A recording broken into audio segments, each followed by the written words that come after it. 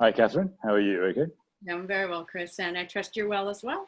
Very good indeed. Thanks. Lovely to see you. So how has lockdown been on you? You know, we've been really lucky, and I know that a lot of people that you've been interviewing have said the same. First and foremost, friends and family, for the most part, have been really well. No serious issues to have to contend with.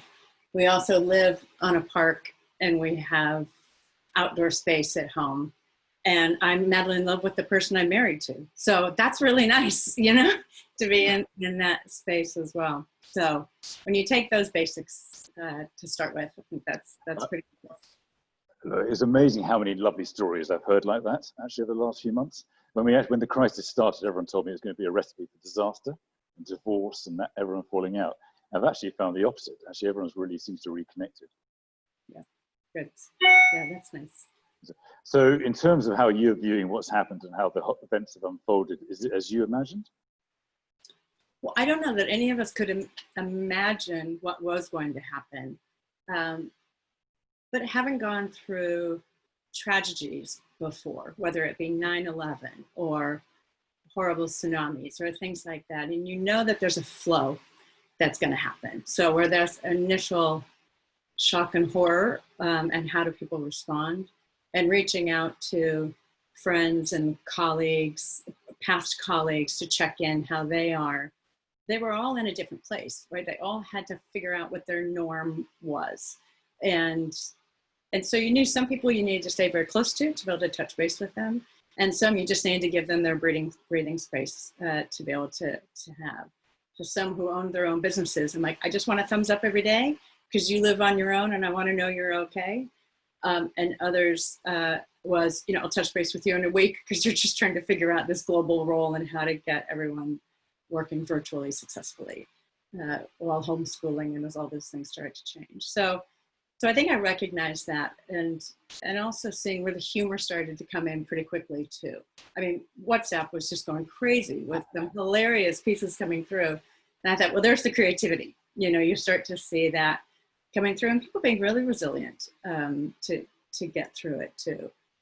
But I anticipated there was then going to be that part where it got really hard because we just didn't know how many people were going to be sick, how many people were going to die, how many of them would be close to you. So I think it was always being able to, you know, I think for all the years at American Express, we always learned around situational leadership. And it was situational friendship, it was situational companionship, it was situational environment. So recognizing that when that was coming through. So I've seen the tones really change all the way through. And I think the phrase that my husband and I talked about quite frequently was that the cure was going to be worse than the illness. And I think it's preparing for that and people wanting to know what's going to happen next. So I go back to what a really good friend of mine said when I first left American Express after 28 years, which was a lifetime, you know, in a career space sometimes. She said, get comfortable being uncomfortable. So I hear a lot of that now as we're talking about diversity, inclusion conversations, Black Lives Matters conversation. But I had some runway on that. I had 5 years of runway of get comfortable being uncomfortable and recognizing when that was happening, start to question it, start to look into it, and start to dive into it. And how do you think leaders are going to have to change during this period of time? Again, it's not new, and I'm sure many of your guests of who I've watched with interest as you've done this for a little while, brilliantly, by the way. Thank you. I think authenticity comes out loud and clear. Any leader who is showing that they know exactly, you know, what's going to happen and it's my way and let's just go do that. I think people love the enthusiasm, you know, and they like clear direction. But when there isn't clear direction, to be authentic about it. And I think for leaders to be able to really work well together, because if you've got an executive team or a board or trustees that you can rely on, you know, being authentic, you know, that we're seeking information from other people. Communication, I think is right too. It's not in the hospitality or travel or leisure industry, but I think the supermarkets just did a brilliant job when I looked at what I was getting from them in emails, from the CEO level, right? And it wasn't as much as I love marketing and it's near and dear to my heart, it wasn't the marketing department. It came from the top. And so I think that kind of communication and showing genuine care for your employees. Because when I look at that value chain, I'm passionate about the customer. You know, seeing the whites of the eyes of the customer, I think is where I worked in B2B for so long at American Express, because I wanted to see the eyes of the customer. And so being able to serve that can only be done with fantastic employees who feel cared for, who feel listened to, who are truly valued. And it's recognized, you know, I need to take time off, or I can only work in the morning, or I can only, you know, do this and that and the other. What comes around goes around. I've seen it every time, right? Just every single time. So I think genuinely showing that to be true. The hard, cold reality is you've got a shareholder. And whether it's private equity or VC or you know, publicly traded or family owned, you know, there's going to be a shareholder.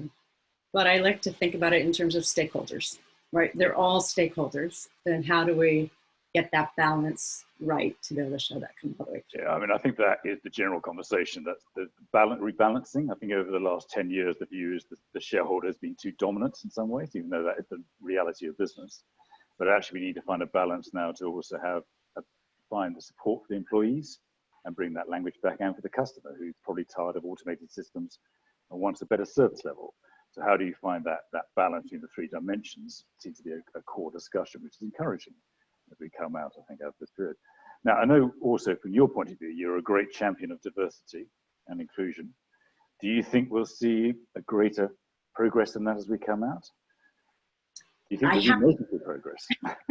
I have to say yes. I mean, there's so much evidence that says that that's the right thing to do. That I wouldn't feel comfortable being on an executive team that didn't feel that way, or a board that didn't feel that way, or a team that didn't feel that way. And I think it was interesting to me. I'm not even sure when exactly it happened, but it used to be inclusion and diversity, right? We used to talk about it the other way around. And then it suddenly started to change to D&I. And so, you know, I didn't Google it. I just thought about it myself. And I'm like, you know, it really is true. And I had to chuckle today because looking at your, you know, Friday light relief, and there was the piece that said, be very clear with your instructions, because the instructions were put these words in alphabetical order. And what the student did was took each word and put each letter in alphabetical order, right? And I thought, well, you could say make the instructions clearer, or it was recognizing that people just see things differently.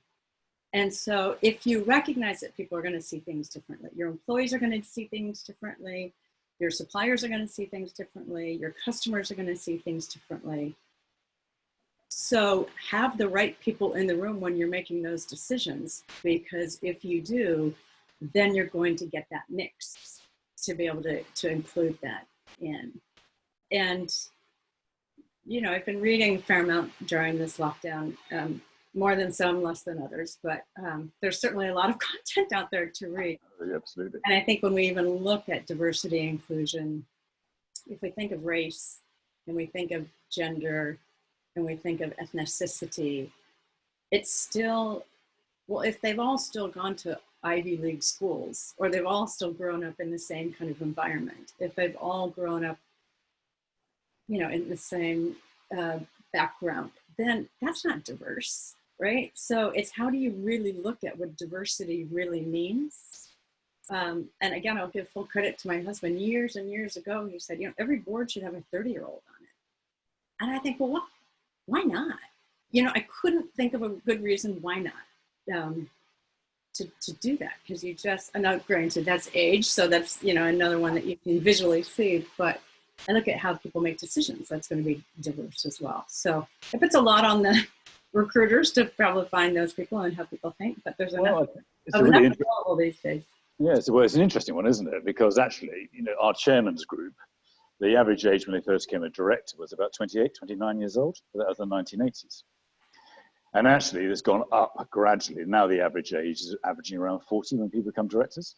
And actually, I think globally, the average age when you become a CEO is about 56, 57. It's all gone up about 10 years, mainly because people are so frightened of taking risk. And everyone wants experience over risk. So I suppose the challenge is, how do we free or get people to show that confidence in young people again? In talent is going to be half of it, isn't it? But you look at all the entrepreneurs that are coming out with some fantastic ideas, so I think there's a lot of evidence there. And universities, clearly they've evolved over the years since I went, but there's a lot of critical thinking and development of business ideas. Certainly go to the MBA level, if you want, that's fine, but to be able to bring that through, I think know what you're looking for. I think that's the one thing, that you need to know what you want that individual to bring in. And as we've seen with women on boards, if it's the token woman, well, she has no chance, right? You've got to be able to look at, a group of people collectively, because when you feel that the decision was made when the gents all went during the loo break and the decision was made there, then that's not, it might be diverse, but it wasn't inclusion, right? And so you need to bring the second half, along on that too. So you've been on your own journey over the last 5 years, as you rightly say. I can't believe it's 5 years ago when you left American Express. Time flies, doesn't it? It's amazing they've survived, right? Just, I'm kidding. I'm kidding. So in terms of your own, because obviously 28 years of one organization and obviously doing various projects since you've been coming out in various companies, how has that journey been for you? How has it changed you in that period as well? Well, thank you for asking. I loved my time at American Express. From the minute I started to the day I left it, and I have fantastic memories of it. Was it perfect in every way all the time? Of course not. But I was there for the people. I was there for the jobs that I had and the difference that I was able to make within those, and the clients that I had the opportunity to work with. And I identified with the brand.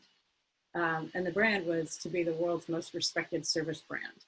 So, I love the world. I mean, being California and then moving to New York and then Hong Kong and here. So I have that global nature and interest in that.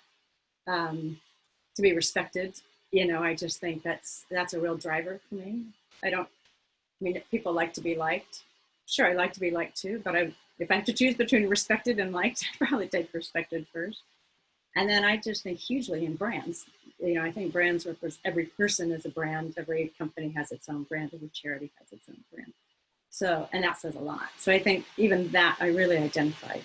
And we had our blue box values that we were measured by every year. Those were our leadership goals. So there was a real connectivity there, and I grew up there. If I look at how many training days I had while I was there, it was probably a year's worth. When you look at learning and development and training. And, we talk about millennials and how many jobs they're going to have in their lifetime. Well, first of all, I'm a big fan of Linda Gratton's book, The 100-Year Life. So get ready. It might be more than 17. It could be much, much more than that.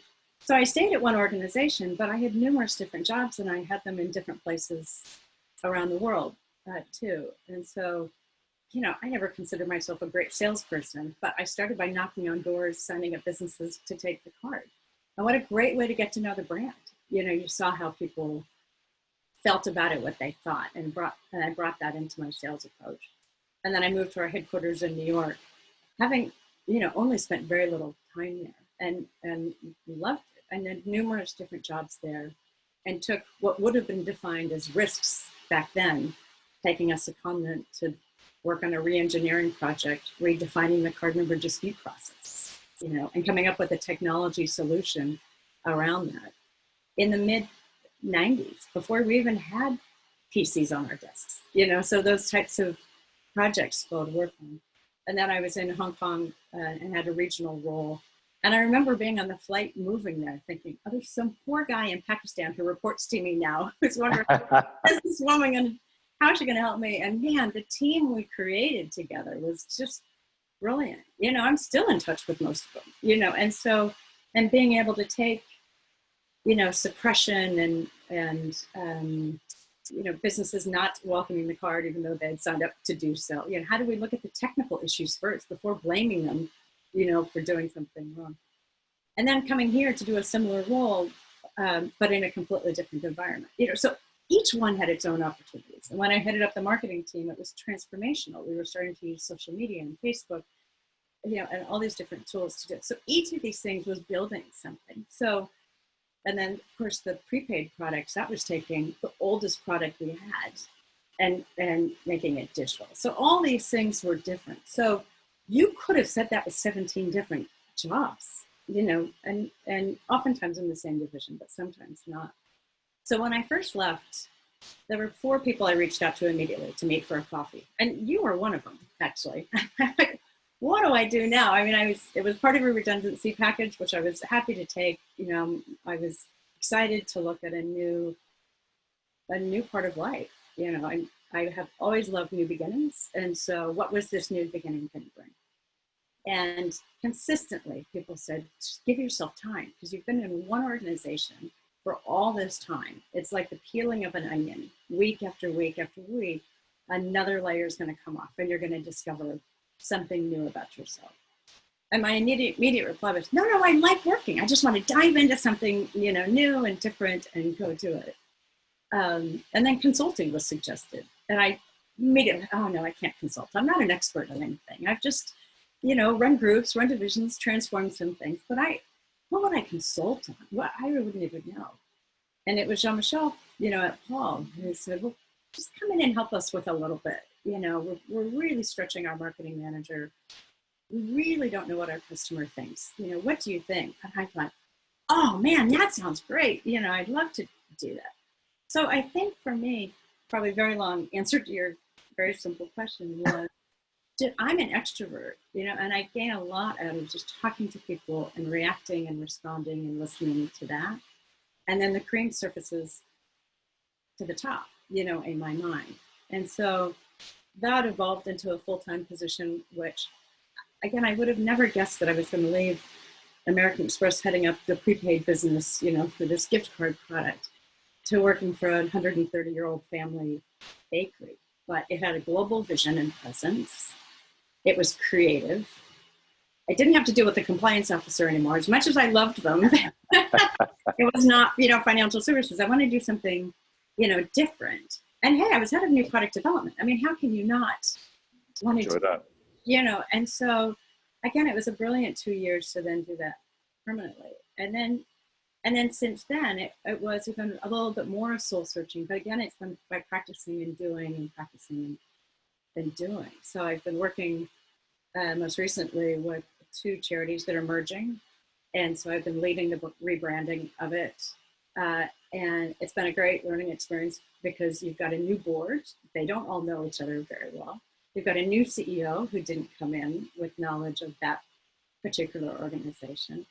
And the experience has been fantastic, to lead through. And we haven't been impacted by COVID-19 at all because we never knew any differently, right? We only knew to have Zoom calls for this rebranding process too. So I'm a fan of Hermina Ibarra from London Business School and, her book, Working Identity. And I think it's just trying different things. I'm a joiner. I love being part of a team and being able to work with that team and bring everyone together. So I wouldn't mind finding a home, a permanent home. Now, well, I think that's the thing I've always admired about you, because you actually, what's always good is you always tell some of the hard bit, and you've always done it with elegance, so in a way that cushions it. But you've also been very independent in your views. You don't just follow a view because that's the company view or the right view to say. You always very much have your own view. So I've always seen you being very effective for working alongside senior people, because you'll tell them the truth in a way that they'll accept and listen to rather than push back on. So it's always interesting to know, because that's a very rare skill set to come across. So it's interesting to know where that comes from, because it's something within you, isn't it? Whether it's from your background, probably in education or back in school days, or you've always been like that. Or it's just how you view things, which is different to others. Yeah, I think there's a view on when do people find their voice. And I think they've always had their voice. But I think it comes down to confidence, to being able to say, I have my own view on this and I'm comfortable to say it, because I'm ready to be challenged on it. That is rare. That is rare. Oh, well, okay. I'm a leader. Maybe that's where it comes from, that balanced view. So, I mean, it certainly has never been my way or the highway, but I think I'm on the board of the International Women's Forum in the UK, and it's been terrific, to be on a board like that of these extremely successful women who have come from all different industries, too. And we're just going to have different views on things, but how we can come together to be able to share those and with respect, listen, to what those are. And the ability for the chair and the vice chair to try something differently. That I might come to the table with a customer experience, communication, marketing standpoint, and they come at from a legal or accounting or or different background, but where we're willing to try things, and seriously, how bad can it get? Right? It's just I'm a fan of fail fast and move on. You should see my kitchen. Fail fast and move on. No, but we've loved cooking. That's one of the other things from the lockdown. We've cooked every night. I'm sorry for the restaurant industry, but we just haven't really been doing any takeaways because we've just had so much fun cooking all the time. That's interesting. How do you think your behaviors are going to change coming out of this? Well, I do think this pause for some, but also working just frantically for others, it has given people pause. And I think that there will be people who go, actually, now that I've been furloughed and I'm now going back to that job, how do I feel? Actually, I'm not really thrilled about going back to that job. So they might go, but with intent to go look for something else. I think also looking at brands and seeing who's handled it well or as well as they can. And again, I'm not the first to criticize any organization because it's like relationships, right? You never know what goes on behind closed doors. So, I mean, if I look at your organization, Chris, I don't think you were the first ones to write when lockdown happened. You weren't the first ones to say, we're doing Zoom interviews or we're doing Zoom meetings or we're going to start writing things.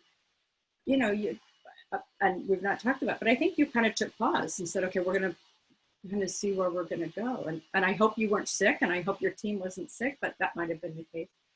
So it wasn't the one that was out first. Although I hugely admired London Business School and their whole series on, the pandemic, and their webinars were brilliant, and CDI, I thought they were terrific, the things they did. But it was then who emerged and came through it. So if I look at, Leon, if I look at what John did at Leon, they were really quick, but they evolved and they evolved and evolved within that. And so I've really admired that. So I think the employees will be able to look back at those places and say, God, who's calling me? Who do I feel is the kind of organization I want to work for? And I'm a huge fan of, let's build it back better. Certainly from a climate change standpoint, and I love the work that Chapter Zero is doing and Julie Badley and her team there. Fantastic. And if we don't all stand up and take notice now, and I don't think people aren't doing these things because they don't want to. I think it's just been hard. But when we didn't have a choice, it's amazing what people did, really quickly. And a friend of mine, Christine Armstrong, wrote a book a few years ago called The Mother of All Jobs. And it's about working women and how challenging it's been. And I might not have the specifics exactly right, but in her speaking, she said, during World War II, we suddenly made schools from 8 in the morning or 9 in the morning to 5 o'clock in the afternoon because people just couldn't leave work to go to pick up kids from school at 3 o'clock or whatever. We had to do it. So we did it quickly. So now that we've had to do something, how do we build this back better? Do we do in New Zealand and say, let's make it a 4-day a week, kind of thing? So I think there's a lot of good things that we can be doing. And I would look to the leadership teams and the boards and their employee engagement groups, to do that together. This is a time for HR to step up, to the plate and lead that too, because there's, again, a tremendous amount of information and wise consultants, who can help with all of this too. My concern, if I can pivot to that quickly, is that women might get slow down a little bit, right? Because the talk, and it's a broad brushstroke, but if it's, the guys haven't been home as much, and suddenly, so what was going on all day, every day, saying, oh, holy Toledo, get me, I'm happy to go back to the office right away.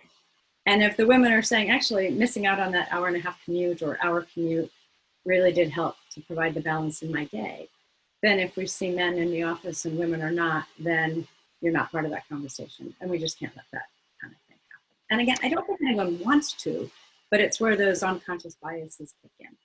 Yeah, I think it's going to be more complicated than that, because actually the argument is, particularly millennials, that they are much more into community and actually particularly local causes like the school or the hospital, and actually making the community much better. And they're not as engaged by leadership and companies. So the question is, will we get that generation coming back into the major cities, or will they want to remain slightly disengaged? I mean, I think that's the bigger challenge, actually, funnily enough. Well, and I think it'll be a mix, right? There are some people that chose to come to London from someplace else, and maybe that's where the job was. But I think a lot of people, it was, come to the big smoke and, work there kind of thing. I know where the WeWorks and things have gone through their wobbles, but who's to say that people aren't going to feel, actually, I'd really like to get out of the house because I don't want to work there.